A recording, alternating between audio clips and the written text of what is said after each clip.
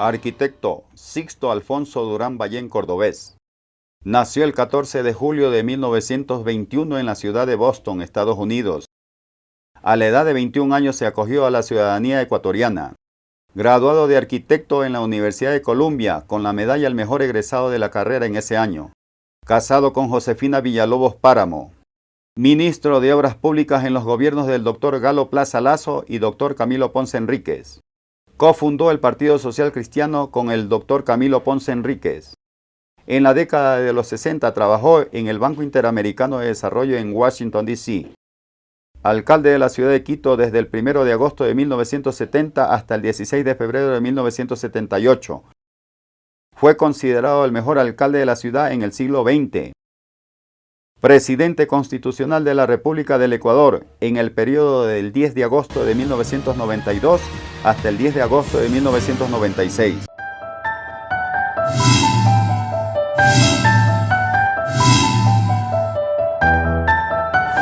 La frase mía de ni un paso atrás, que todavía se pensó en la existencia de una vicepresidenta, tiene que asumir. Los valores de la democracia son poco respetados, tanto por los gobernantes. Elección indirecta que estas tres con la presencia. confederaciones son las que constituyen la monarquía. Mis padres se casaron muy jóvenes y fueron a vivir a Boston porque él todavía estaba universitario. Entonces no tenía cargo diplomático, pero en ese tiempo la ley, y le digo esto porque fue motivo de tantas cosas durante mi vida política, entonces en ese tiempo los nacidos en el exterior por ley tenían que a los 21 escoger una sola de las dos, no podían ser las dos, no había doble nacionalidad. Entonces cuando yo cumplí 21 años, que estaba de vuelta en Estados Unidos para la universidad, ahí yo fui al consulado y declaré mi voluntad de acogerme, de acuerdo a la ley, a la ciudadanía paterna, de papá y mamá, ambos son ecuatorianos, ¿no? Y ese documento inclusive fue en algún momento cuestionado en mi primera campaña. La primera campaña presidencial decían que no podía ser un extranjero presidente del Ecuador.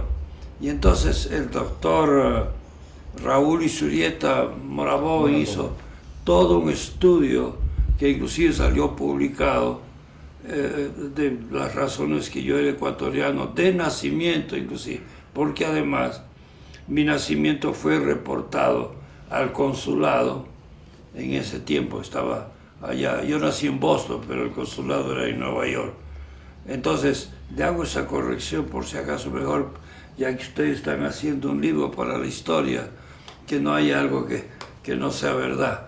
Pero soy legalmente, inclusive de acuerdo a diversas constituciones, no sé cómo será en la última, pero yo siempre fui considerado ecuatoriano por nacimiento, por lo que les digo, ¿no? ¿Cómo se define usted políticamente? ¿Cómo me defino? Como un hombre demócrata, que soy amante de la democracia, creo que es el mejor sistema de gobierno, ¿no? Y dentro de probablemente la pregunta, tal vez vale la pena, ya que estamos haciendo historia, de decir por qué fui uno de los fundadores del Partido Social Cristiano al que usted ha hecho referencia. Cuando efectivamente en 1949 vino el terremoto de Ambato y Galo Plaza, después de haber pensado en buscar asesoría externa, se dio cuenta que los costos de traer profesionales exteriores eran muy altos. Invitó a un grupo de profesionales ecuatorianos a que nos reunamos para hacer la planificación de la provincia de Tungurahua y además plan regulador de Ambato y los distintos cantones y parroquias. Dentro de ese grupo de profesionales, eventualmente llegó a acordar con 3 de nosotros. El ingeniero Wilson Garcés Pachano, tumbragüense, el ingeniero Leopoldo Moreno Lor de Manabí, y yo fui el tercero que puedo decir que soy un mono aserranado, ¿verdad? Ancestro guayaquileño, madre riobambeña, y he vivido casi toda mi vida en Quito. Entonces, a Wilson Garcés, que era además el mayor del grupo y era además de la provincia, Galo lo nombró el presidente de la Junta de Reconstrucción del Plan Regional. Yo fui no era presidente, sino director. A mí me nombró subdirector.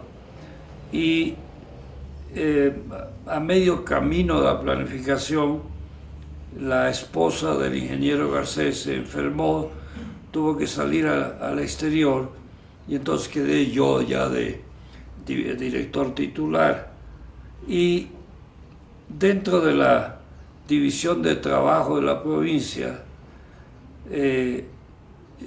pues me tocó a mí lo que llamaban la oficina de campo en Ambato, y fui a residir en Ambato.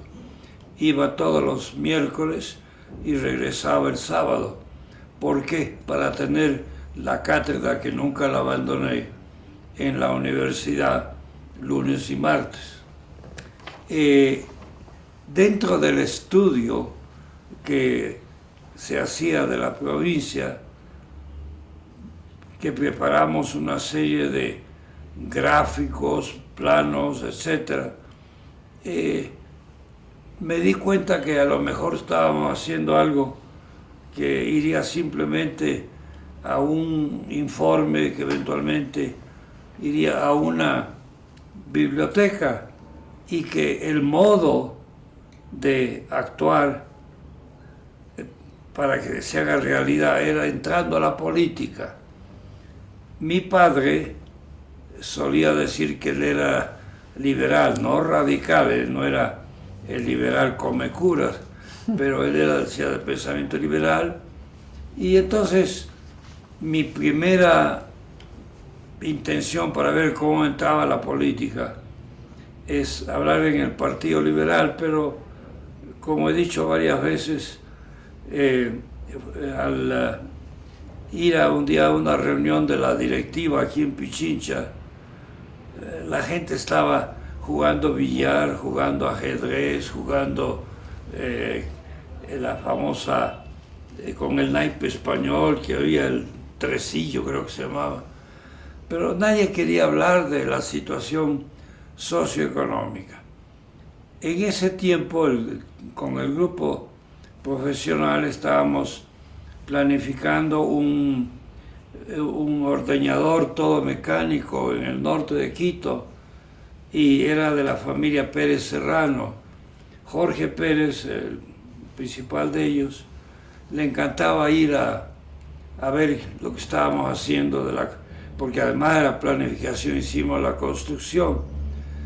Y un día le digo: oye Jorge, ¿por qué no me llevas a las reuniones del Partido Conservador? Estoy muy preocupado de que si queremos hacer algo hay que entrar a la política. Entonces me llevó efectivamente una vez, y el Partido Conservador funcionaba en la calle Bolívar, en una casa ahí que eventualmente pasó a ser de la Universidad Católica. Y la gente ahí estaba jugando tresillo, ping-pong, billar, conversando, y entonces tampoco es para mí. Cuando un tío, que él sí era liberal, me preguntó que por qué no había yo tomado, dije: no, porque ustedes son los mismos. La diferencia es que ustedes, él decía, ¿verdad?, van a misa de 6 de la mañana para que no los vean, y los conservadores van al mediodía para que los vean, que era el chiste que había en esa época, ¿no? En ese momento vino al Ecuador, después de haber estado en un curso tanto en Chile como en Bélgica, el doctor Camilo Ponce, Y entonces el doctor Enrique Arroyo Delgado, padre de uno de mis socios, me dice: usted que tiene esta preocupación, venga, porque está tratando de formar un partido, el doctor Ponce. Y entonces fui a escucharlo y yo dije, bueno, al fin alguien que habla lo que yo siento, es decir, una aplicación de la doctrina social de la Iglesia. Para mucha gente, por el hecho de ser vinculado con el aspecto religioso, se me tilda de derecha. Muchas veces por el hecho de la preocupación social que teníamos nosotros, de izquierda. De verdad que, ¿dónde me ubican ustedes? ¿Dónde me ubican? Porque definitivamente el Partido Liberal en ese tiempo era completamente anticlerical, y más bien el Partido Conservador era proclerical. Entonces, ninguno de los dos extremos me pareció. Y éramos un total de 19 personas que lanzamos el Partido Social Cristiano. Un partido que nos identificamos como un partido de centro, precisamente por esta situación que les digo, frente a los dos partidos principales vigentes que había en ese tiempo, ¿no? En algunos momentos hablan de nosotros como que fuéramos de extrema derecha, en otro momento dentro de los partidos de derecha nos decían que estábamos en la izquierda, pero creo que estábamos en una posición centrista. Se formó el partido y, como digo, yo fui uno de los 19 que lanzamos, y el licenciado Luis Gómez Izquierdo, que falleció ya hace algunos años, y yo firmamos esto por representación de la provincia del Guayas. Éramos los monos venidos a vivir aquí desde muy jóvenes. Y así por el estilo, los 19. Más tarde esto, el Movimiento Social Cristiano, se convirtió en partido. Y tal vez la siguiente pregunta que me podrían hacer es: ¿y por qué dejó usted el Partido Social Cristiano? En un momento dado, el Partido Social Cristiano había degenerado, como muchos otros de los partidos en el Ecuador, a ser simplemente una máquina electorera, a perder idea de los principios. Y cuando a mediados del año 90 se hablaba de candidaturas y cosas, hubo un momento dado en que hubieron más de un evento que no estuve yo de acuerdo, entonces me separé del partido. Yo pensaba que ya no era lo que habíamos fundado con Camilo Ponce Enríquez entre el año 50 y 51. Cuando más tarde me insistieron, porque fue así, en que vaya a la presidencia, a la candidatura presidencial, y debido a que en ese tiempo la ley obligaba, no sé si hoy todavía, a que uno se afiliaba a un partido, entonces en vez de afiliarme, el liberalismo me quería llevar allá, el Partido Conservador me llevaba allá. Como yo ya desde el principio creía que eran dos extremos, entonces en algún momento, tal vez por los años de trabajar en Estados Unidos, el haber hecho el estudio allá, me pareció que la creación del Partido Republicano aquí en el Ecuador era tal vez la mejor expresión, y fundamos el partido. Desgraciadamente pues no ha subsistido, porque contrario a lo que creíamos, más bien fue una amalgama de distintas tendencias del centro a la derecha y a la izquierda que apoyó mi candidatura y gané, ¿no?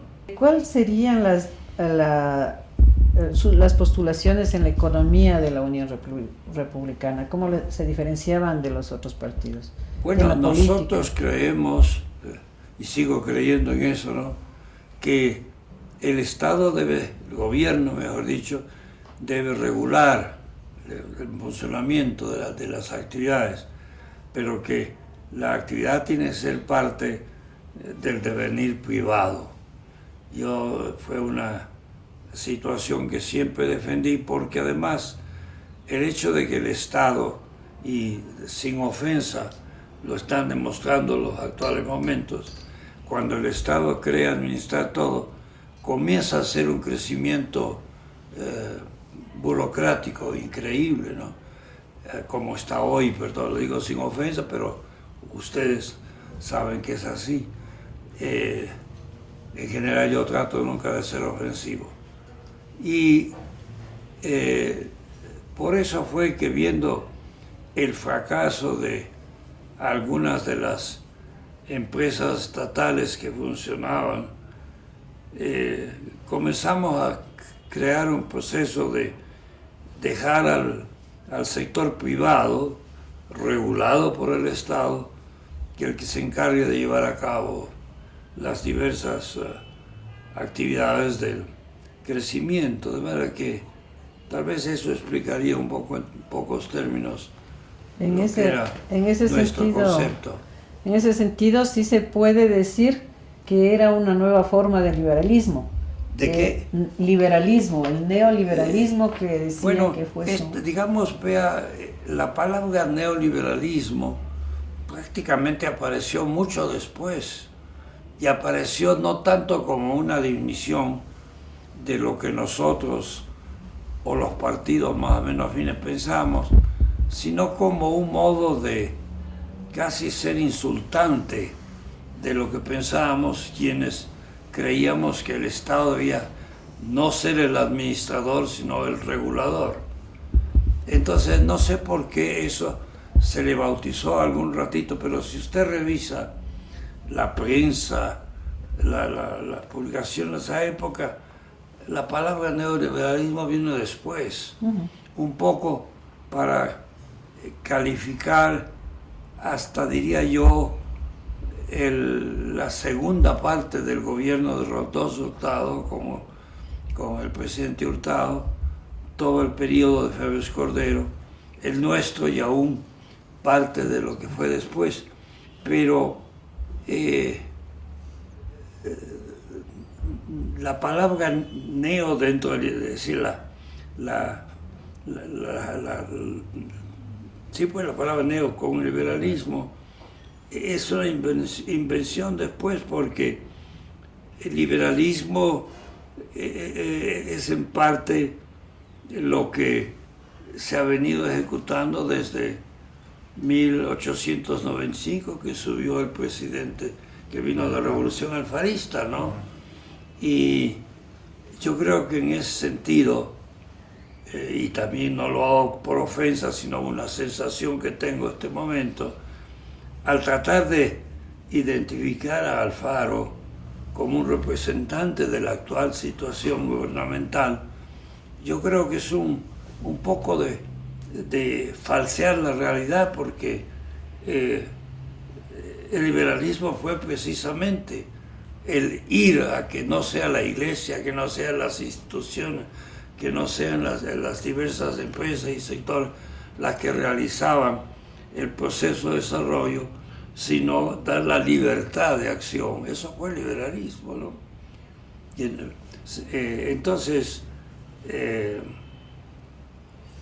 yo nunca, alguna vez, no solo yo, sino muchos de las gentes decían que probablemente el gobierno del doctor Camilo Ponce fue el gobierno más liberal de los últimos años, porque hubo un respeto de las libertades que no siempre lo ha habido, y en mi caso particular de mi periodo de gobierno, en el libro tengo yo una fotografía de el diploma que me dieron los 3 medios, medio hablado, escrito y escuchado, el año 96, al retirarme del gobierno, reconociendo que mi gobierno había respetado, como creo que así fue, las libertades, la libertad de expresión, los derechos humanos.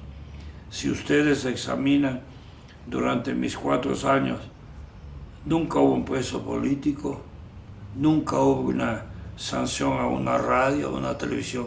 Estoy citando por hechos, no tratando de compararme con una situación del momento que pueden o no ustedes estar de acuerdo con ello, pero sí van a estar de acuerdo en que en mi gobierno, mire, una vez que de las tantas que yo acudía al Congreso, ustedes todos estaban muy muchachitos, entonces no recordaban, pero una vez que voluntariamente yo pedí ser recibido en el Congreso.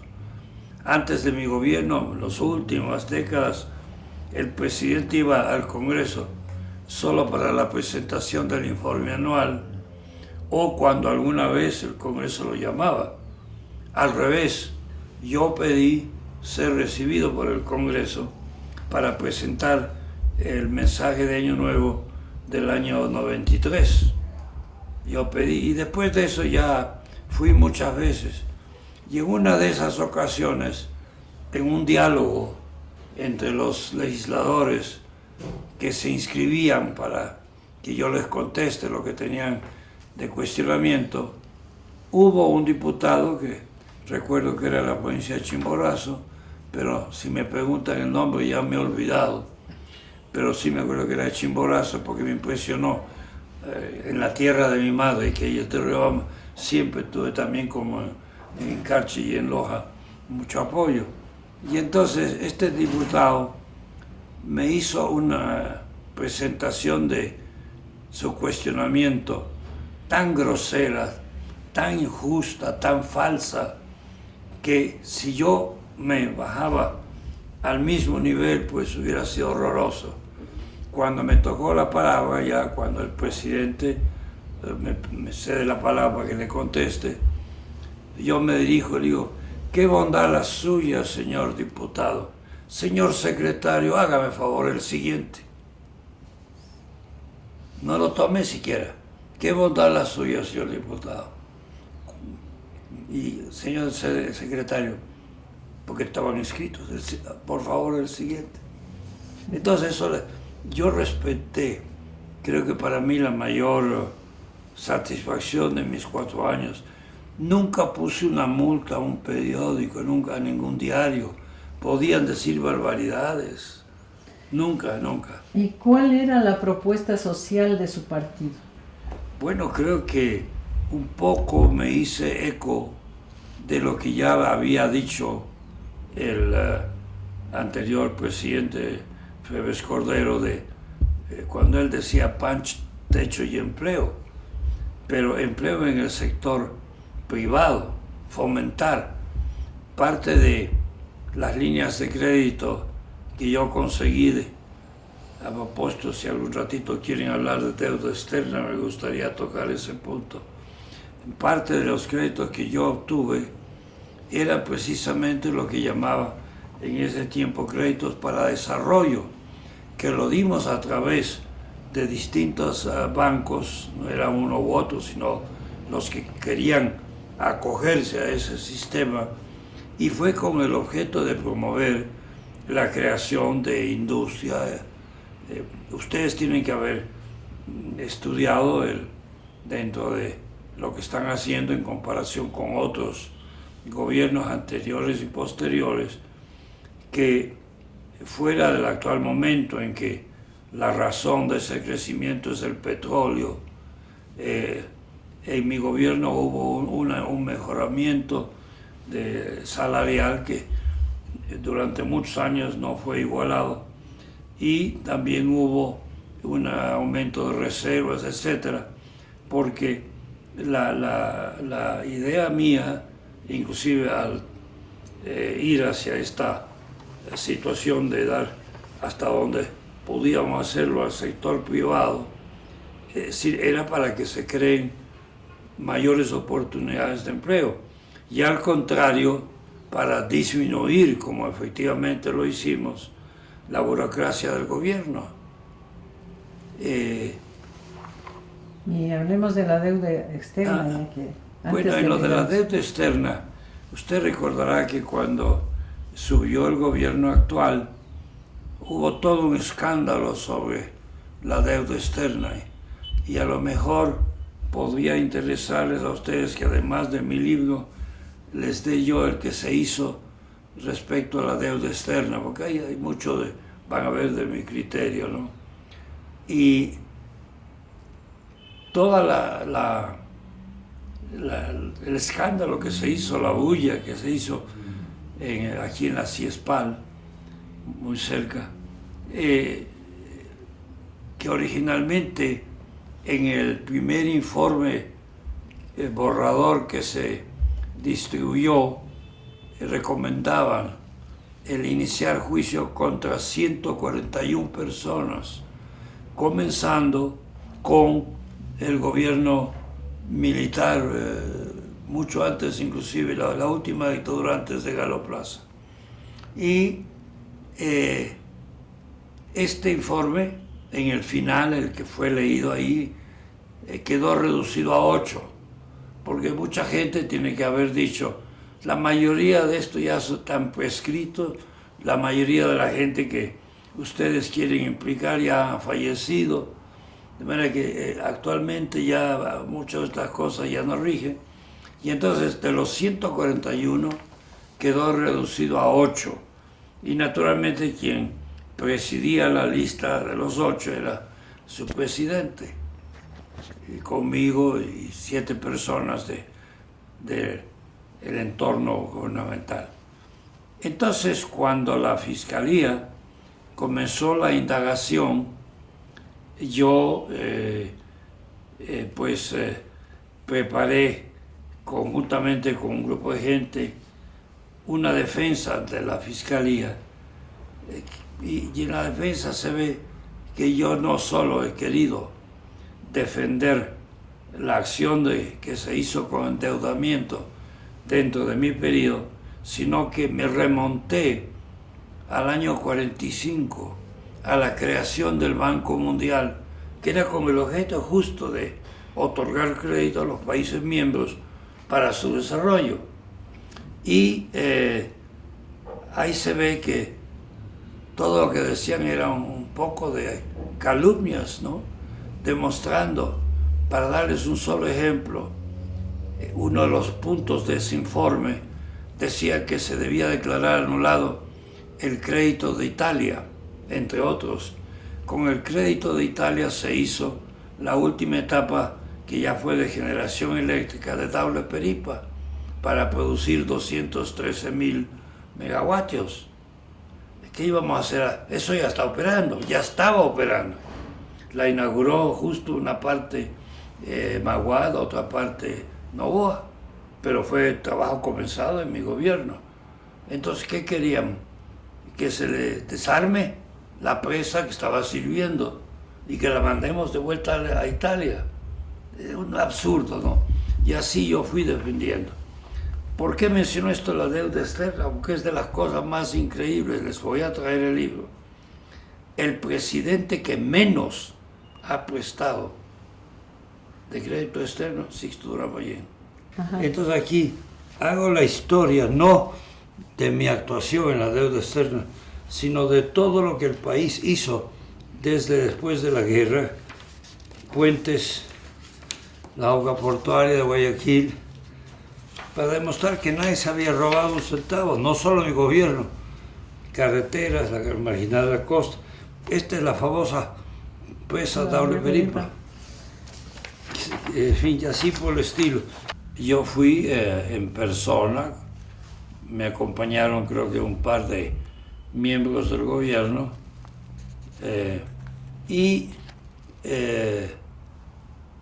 el fiscal, el doctor Washington Pesante, decidió que no había pues para qué comenzaron, porque el proceso por acá. Era absurdo singularizarme a mí, a mi gobierno, frente a esa realidad, ¿no? Y los préstamos que se hicieron, como digo, ninguno fue para gastos administrativos. Todo fue para obra recuperable, carreteras, el puerto, en fin. Ya que estamos en eso, ¿cuáles diría usted que fueron sus mayores aciertos en la presidencia? En la presidencia, bueno, yo diría que lo principal es el absoluto respeto a los derechos humanos. Yo creo que no es una obra, no es una cosa concreta, ¿no?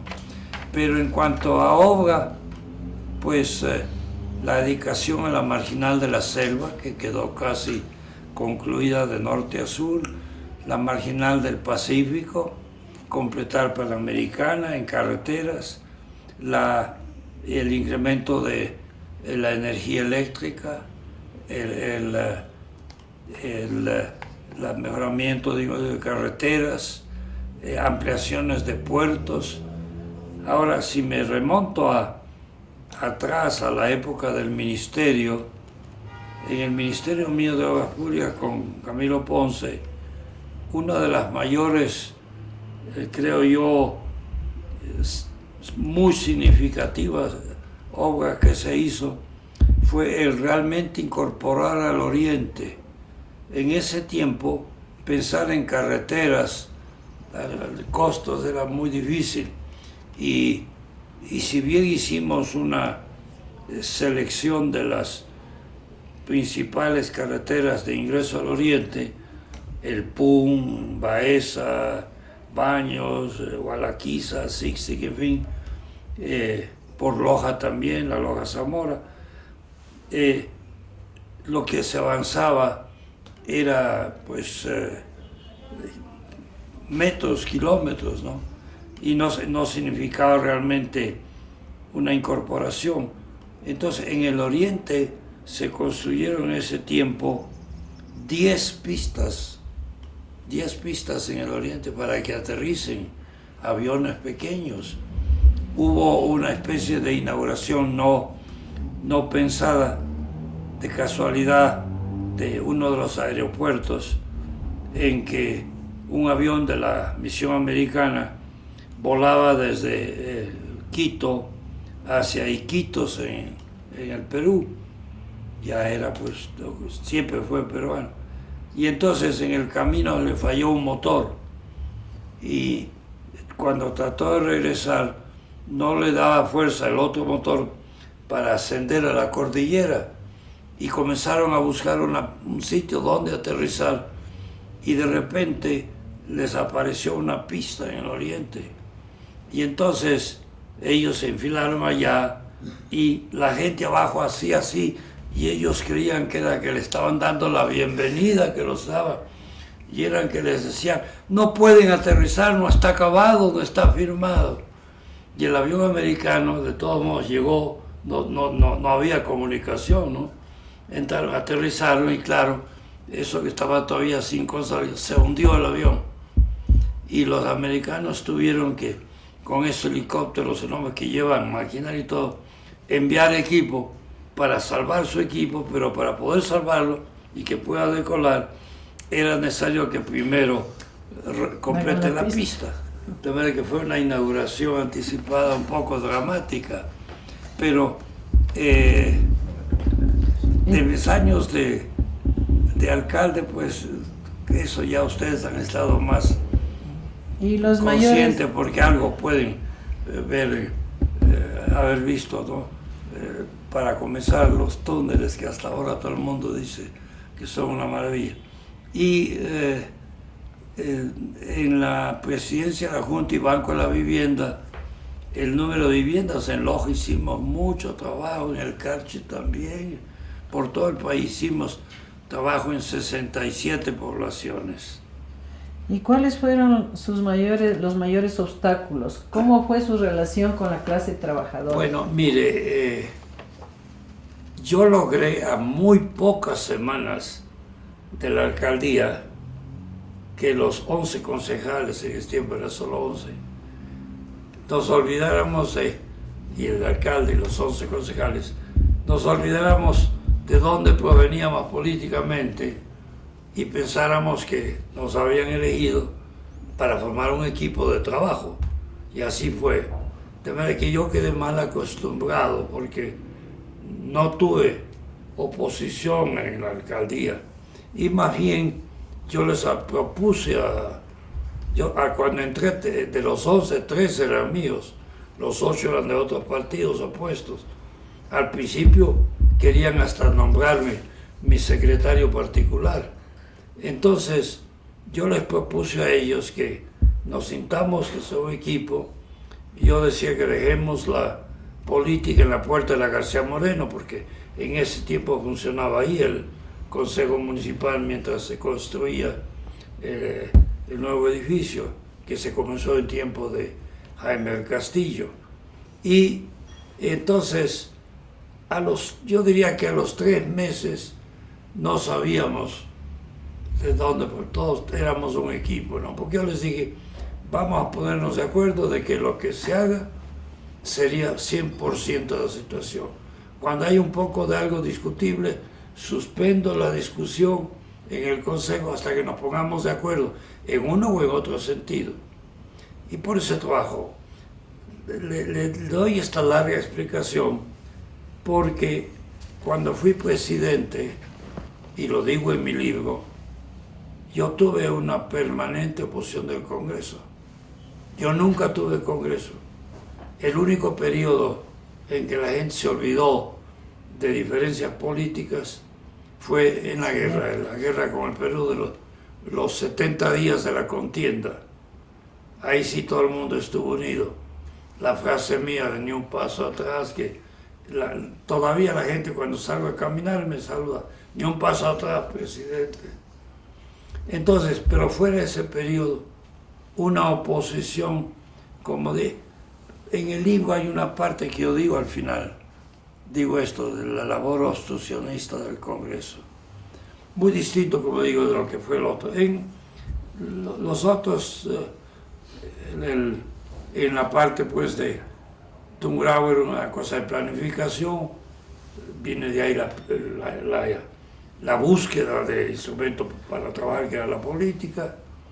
Luego, en el ministerio en que el presidente Ponce Enrique me dio todo el respaldo, no tuve ningún problema, se hizo mucha obra, parte está escrito en el libro que le acabo de entregar. Luego, la alcaldía que les acabo de decir, fue un trabajo en equipo. ¿Y su relación con la clase trabajadora? Yo no tuve mayores problemas. Examine la historia, no hubo grandes huelgas, ni siquiera con el sector indígena. ¿Y con los estudiantes? Tampoco, porque yo aprobé, acuérdese que se hizo la ley de participación de creo que el 10% para las universidades independientes, unas y otras. Es decir, no le voy a decir que no hubo molestias estudiantiles, pero yo no tuve esas grandes huelgas que se han hecho en todo gobierno. Los indígenas, vale la pena recordar, se le hicieron una tremenda situación de oposición al presidente Borja, y ellos habían anunciado que los 500 años de la ocupación de América, según ellos, del descubrimiento por los españoles, iba a haber una marcha tremenda para celebrar el 12 de octubre del 92. Yo tenía semanas de estar de presidente. Pero un día le preguntaron al doctor Macas, Luis Macas, le había preguntado a él que por qué no me hicieron a mí la oposición que sí le hizo. Parece que el que había hecho la pregunta era el propio presidente Borja, de que por qué y por qué a Sixto no le han hecho esto. Y entonces la contestación del doctor Macas fue, porque él sí nos ha tomado en cuenta. Les quiero recordar, si acaso, bueno, estaban muchachitos todos ustedes, que se van a acordar. Yo nombré a Pepe Quimbo. Pepe Quimbo del norte, de Imbabura. Pepe Quimbo es graduado de Salamanca. es doctorado en Salamanca. Y yo lo nombré a él que sea asesor de asuntos indígenas. Sharimachi Wango, Unshuara, subsecretario de Bienestar Social. María Terán, subsecretaria de Educación de Chimborazo, Puruá. ¿Quién más? Y eventualmente con el rango de viceministro a Duchisela 28,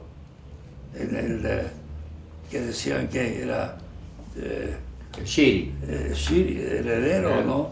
de esto, y que estaba trabajando en Panamá. Yo me lo traje. Entonces yo nombré a muchos indígenas y también afroecuatorianos. Había uno de los subsecretarios, un chico Valverde, de agricultura, que era completamente morenito, de manera que yo hice abstracción de eso que había y tomé a la gente como mi gabinete. Mi gabinete inclusive estaba formado en todas las diversas conformaciones por gente que no había sido partidaria mía, al contrario. Pero yo nombré a la gente por la capacidad de desempeñar el cargo al cual yo les llevaba. Si ustedes examinan un poco la lista, por ejemplo, para dar un par de nombres, Mariano González, que duró los 4 años como ministro de Agricultura, él había apoyado a Nebot. Sin embargo, yo lo conocía de su actuación, sobre todo en la parte agrícola de la costa, y lo nombré ministro de Agricultura, y duró los 4 años. Alfredo Corral Borrero, ministro de Trabajo, él también, él era partidario, votó por, y trabajó él, la señora, la familia, en la candidatura de Nebot. Sin embargo, yo los nombré por su capacidad. Y propiamente de mi gabinete, de poder decir, miembros del PUR, eran 2 o 3, el resto era un poco buscando un balance geopolítico, de representación de las provincias y representación de no todas las provincias, porque no cabía. Ya me va a preguntar a alguien si hay alguien del Carchi. Yo le iba a preguntar qué le quedó pendiente, qué es lo que usted hubiese querido hacer más y no lo logró. Mire, cuando estuve en vivienda, el presidente Vélez Cordero había indicado que debía hacerse 120.000 viviendas. No logré llegar a las 120, pero llegué a 104.000. Cuando estuve de presidente, yo me propuse llegar a las 120 que se había anunciado y que hasta cierto punto iba a ser mi meta anterior. No logré sino 91. ¿Por qué? Porque vino la guerra, pues. La guerra nos frenó todo el desarrollo, nos paró. El crecimiento del año anterior fue casi del 5%. Con la guerra bajó al 1.8%. Porque el esfuerzo bélico no previsto, ¿quién podía suponer que íbamos a ser atacados? Me estoy yendo mucho más allá de su libreto, pero no, para dar una idea global, a fines del año 94 hubo una reunión que llegó a ser famosa de la cumbre de Miami, como decían ellos, en diciembre del año 94. Era la primera vez que se reunían los presidentes o primer ministros de los 34 países que forman América. Y fue una reunión a la que yo asistía a las poquísimas semanas de mi segunda operación a la columna. No, andaba en silla de ruedas, en fin, ¿no? Y en esa reunión, que fue muy linda, nos prometimos todos amor eterno. Se resolvieron varias cosas importantes, de las cuales eran 5 puntos básicos. Uno de ellos era que cualquier diferencia entre algunos de los 34 países, lo resolveríamos por diálogo. Esta vez una patrulla más grande, un pelotón diría. Y ellos, cuando se les hizo la orden de paro, respondieron abriendo fuego. Y ahí comenzó todo el proceso. Uno de los presidentes de América le preguntaba a Fujimori, ¿por qué fue que tú, a las pocas semanas de habernos reunido, atacaste a Sixto? Así, hablándome en primera persona, como fue una cosa personal. Y Fujimori había contestado, porque me di cuenta que Sixto no tenía el apoyo de la prensa, que Sixto no tenía el apoyo de la legislatura en el país y que además estaba casi inválido. Yo, claro, estaba recién operado. Y entonces dijo con semejante sinvergüencería, Fujimori ha dicho, entonces decidí este es el momento y yo debo aprovechar para atacarlo. Pero me equivoqué, había dicho, porque no sé de dónde sacó fuerzas. Total que nos retrocedimos, ¿no? Pero ese periodo fueron 70 días hasta que eventualmente vino el cese a fuego, nos debilitó tremendamente. Entonces el resultado fue que ese año ya no pudimos ser cerca del 5% de crecimiento, pero aún así solo el 1.8%.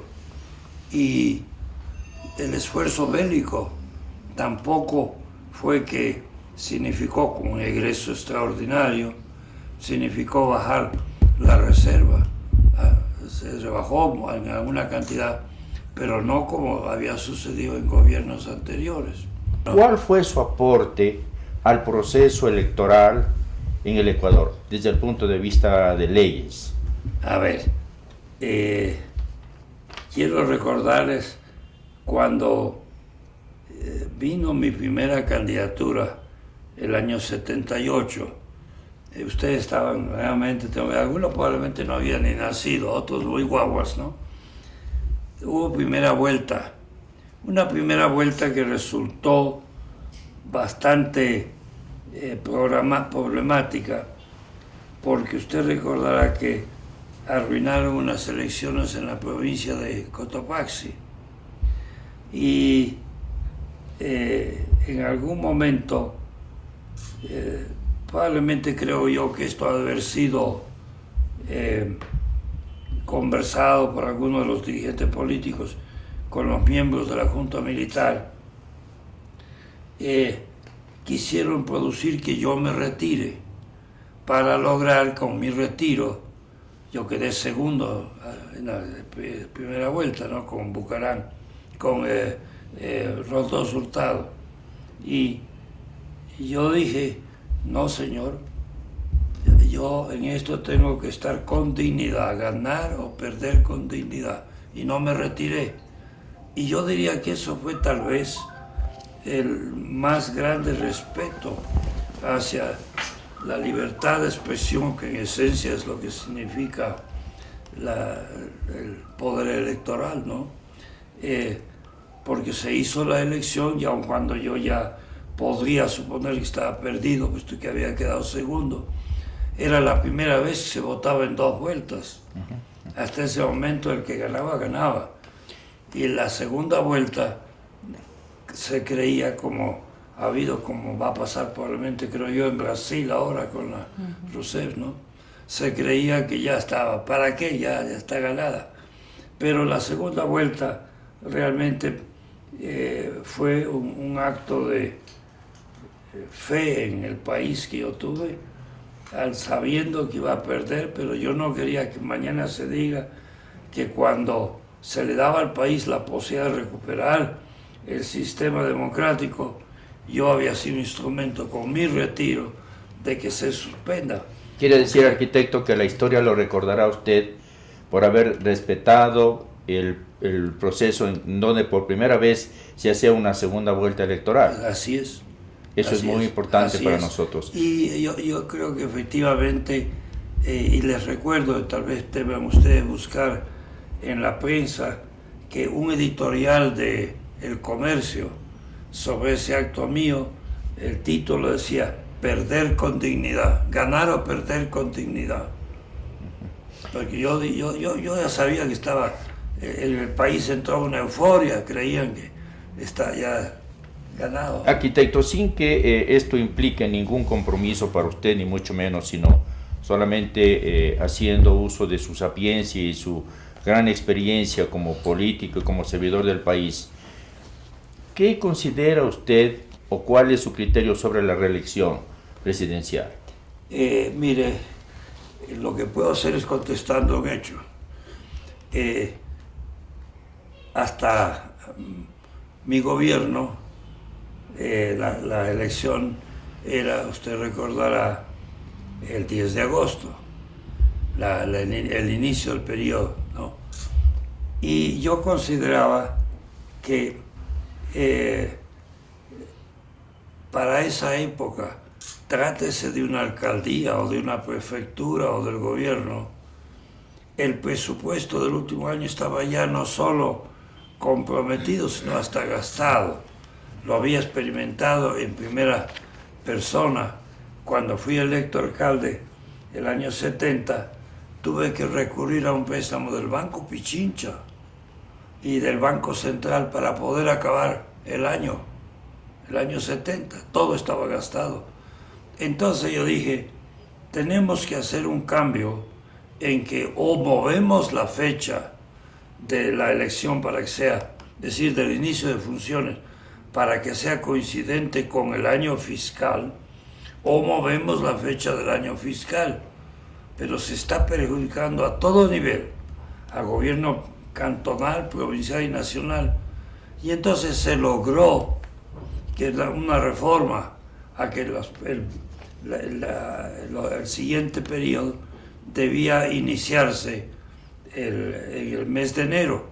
El 15 de enero comenzaba la legislatura, no, el 5 de enero la legislatura y el 15 de enero el nuevo presidente. Entonces, en ese momento, dentro de lo que se estaba aprobando en la legislatura, que ya no era mía, sino más bien buscando un aspecto práctico, entonces querían que haya una ¿cómo llaman? La provisional, después de los diversos, hay unas transitorias, creo que la transitoria, que hay una transitoria que el presidente debía quedar en funciones entonces hasta entregar el mando en el mes de enero. Y yo dije, no, yo fui elegido para completar un periodo hasta el 10 de agosto. Y voy a repetir una frase de alguien que antes dijo, ni un día más ni un día menos. Yo podía haber aceptado, y creo que probablemente nadie hubiera objetado, seguir hasta enero para que ya comience.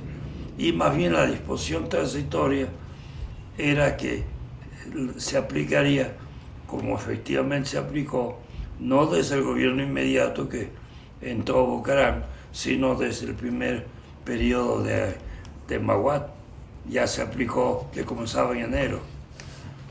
Arquitecto, primero, una vez más, gracias por habernos recibido. Y finalmente, ¿qué diría usted a las nuevas generaciones?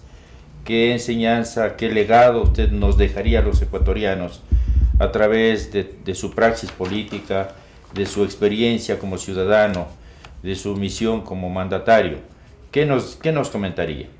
Bueno, tal vez volvería a decir lo que dije muchas veces cuando tuve alguna charla con la juventud. Y le digo, el que tiene preocupación por el desarrollo de su país debe no quedarse como espectador, sino actuar. Bien sea a nivel de un consejo cantonal, de un consejo provincial, pero debe comenzar a actuar en la política. No debe tenerse la política bien entendida, que es servicio a los demás, es muy noble. Entonces no tengan temor, porque aún el día de hoy una cantidad de gente, unos diría yo, y perdonen nuevamente, no estoy tratando de ser ofensivo, sino tratar de ser objetivo. Muchos de los afiliados de Alianza País deben estar hoy porque tienen el trabajo, pero no porque tienen fe en el sistema. Y yo creo que en el país ha faltado que uno tenga fe en el país y que trabaje por él de acuerdo a su modo de pensar, no al de un tercero. Yo pienso que este momento, con la baja del petróleo, si le dura mucho tiempo, el presidente Correa va a verse en grandes dificultades. Yo procuré en mi periodo presidencial, ¿verdad?, que lo que estoy diciendo es por ejemplo propio, de ir siempre de acuerdo con la situación presupuestaria. Y como dije hace un momento, los créditos que se obtuvieron y están en el libro, nadie me ha podido objetar un centavo, una coma o algo de este libro, ¿no? Lo que yo presté fue todo para inversión de capital, como se llama. Cuando, recordarán ustedes que hice yo varias consultas, y a lo mejor me estoy demorando más, pero yo creo que es útil para el objetivo que ustedes quieren. Cuando decidí hacer una consulta, la primera consulta de las dos que hice, la primera consulta fue hecha de tal modo que la gente tenía que contestar realmente lo que quería. Por ejemplo, si yo digo, ¿usted qué prefiere más, el blanco o el negro? No. ¿A qué? Tienen que pronunciarse. Entonces la primera consulta, que me parece que fueron 7 preguntas, ¿no?, eran todas en términos que debían indicar una opinión, no el decir sí o no. La mayoría de las consultas que se han hecho en el país las hacen por ser sí o no. La gente, cuando yo hice la segunda, el presidente Alarcón decía, esto hay que decirle no, recuerden. Y entonces todo el mundo votaba no, no importaba qué preguntaban. Sixto preguntaba, decirle no. Pero a mis preguntas de la primera consulta, todas ellas tenían que tener una contestación escogiendo. Por último podían anularla o no votar. Pero yo mismo les decía, anular el voto, votar en blanco, es votar para que otro elija. Y estábamos renunciando a su propio derecho a elegir, a decir su opinión. Entonces, el error nuestro, que no caímos en cuenta, ganamos de las 7 preguntas, ganamos 6. De las 7 preguntas ganamos 6 que me contestaron afirmativamente.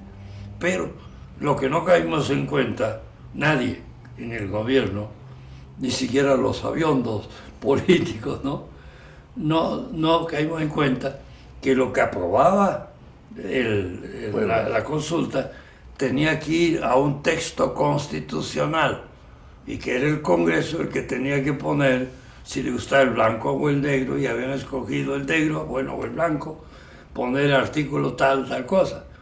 Y la legislatura, que nunca la tuve, nunca siguió, pues nunca sometió. Pero esto me valió a mí para cuando estudiamos el presupuesto del 95, justo el presupuesto para el año que resultó la guerra. Entonces, a fines del 94, antes de que yo envíe la segunda consulta, presentamos, como dice la ley, la proforma al presupuesto. Y uno de los puntos que me había dicho el país, que no quería que el Congreso administre fondos. Imagínense ustedes, hago este paréntesis, que el presidente de la Comisión de Presupuesto del Congreso tenía asignada una cantidad mayor que el Ministerio de Bienestar Social, que todo el ministerio, para libre disposición el presidente. Y cada uno de los 7 miembros de la Comisión de Presupuestaria tenía mucho más que muchas otras instituciones. Entonces el pueblo me dijo que no quería que el Congreso maneje el presupuesto. Lo que tenía que hacer era aprobarlo o negarlo, pero no, nada más. Entonces vino el Congreso del año 94 y comenzaron a hacer maravillas, cambiar la partida tal a la partida tal otra, de aquí a allá a destruir. Cuando yo me di cuenta de eso de las discusiones, en una de mis intervenciones, las pocas que yo tenía en televisión, yo dije, cuidado que el Congreso no se haya olvidado de que el país me dijo que ustedes no manejan el presupuesto. Si ustedes mandan una proforma cambiando la que yo he enviado, yo no la sancionaré y el 2 de enero mando a publicar mi proforma por el Ministerio de la Ley. Y así fue. Siguieron desbaratando, creando partidas ficticias. Yo no sancioné, la objeté y totalmente, porque si yo integraba parcialmente no tenía mayoría, así que tuve que objetar totalmente, dando razones. El 2 de enero mandé a publicar mi proforma y eso significó la salvación para el país. Imagínense lo que hubiera sido atacado por el Perú y teniendo que consultar al Congreso. De tal partida movemos tanto para adquirir balitas, para seguir peleando, para alimentar a las tropas. Pude manejar el presupuesto, pero a necesidad. Eso fue la gran suerte que fue uno de los pocos puntos. A lo mejor parte de esto ni siquiera se acordábamos o no estaban conscientes, pero era una lucha permanente con el Congreso. Pero aún así en el Congreso eran llenos de invenciones, inventaban nomás. Y como a fines del 95 vino un día un sacerdote a decir que por qué yo no desembolsaba la partida tal para la construcción del atrio de su iglesia en tal pueblo. Y entonces le digo, pero mire, monseñor, yo creo que usted está equivocado, yo me conozco bastante bien el presupuesto y no hay esa partida. Sí, señor, la hay. A ver, tráigame. Me trajo el libro, gasto así el presupuesto. Y en la partida de vialidad, donde decía, tanto para el mantenimiento de la vialidad en la provincia tal, ahí caímos en cuenta que los legisladores se invitaron los inclusives, paréntesis, inclusive tanto para el atrio de la iglesia de tal sitio, que qué tenía que ver con vialidad. Naturalmente que no desembolsé, por más que era un uso muy bueno completar el trabajo de la iglesia, pero no era vialidad, pues. Y había partidas, créanme, partidas que con estos inclusive, que naturalmente el rato que gracias a esto yo descubrí eso, suspendí todos los inclusives, porque eso no estaba en la proforma que yo había jugado. Pero así es la vida, ¿no? Un último mensaje a todos los que lo van a ver. El mensaje sería, como digo, a la juventud sobre todo, que es la reserva del mañana, como se dice, que no tengan miedo de actuar en política, que actúen con decencia, con lógica, con ética, pero que actúe. Porque yo encuentro eso hoy.